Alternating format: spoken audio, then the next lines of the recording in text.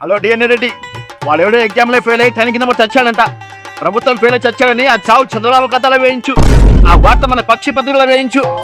అన్నా మమ్మల్ని కలవడానికి వీరాకుమార్ వచ్చాడు. అన్నా నీకు 11 సీట్లు రావడం ఏందన్నా?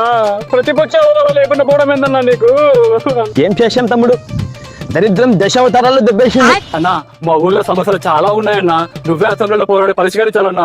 అసెంబ్లీలో అంటే అవదు ఇక్కడ, కావాలంటే ప్రెస్ మీద చెప్పు పోరాడతా. నువ్వేదో అసెంబ్లీలో అల్లాడిస్తో పోర్టుగాల్లో పొడి చేస్తావని ఇన్స్టాగ్రామ్ లో వాట్సాప్ లో ఎలివేషన్ ఇచ్చుకుంటుంటే ప్రెస్ మీట్ పెట్టి పోరాడతామంటావేందన్నా?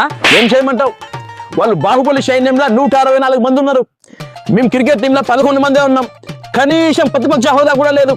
ఏం చేయమంటావు? అంటే ప్రతిపక్ష హోదా ఇస్తేనే పోరాడతావా అన్నా? అంతేగా, లేకపోతే లేదు. అంతేగా. ప్రజల పక్షాన సచివాలయంలో నీ గొంతు వినిపించలేనప్పుడు నీకు అసెంబ్లీలో సీట్లు ఎందుకు, పులివెందలకు కూడా ఓట్లు ఎందుకు? ఈసారి నీకు 11 కాదు, నీ కథ జింతా తానే.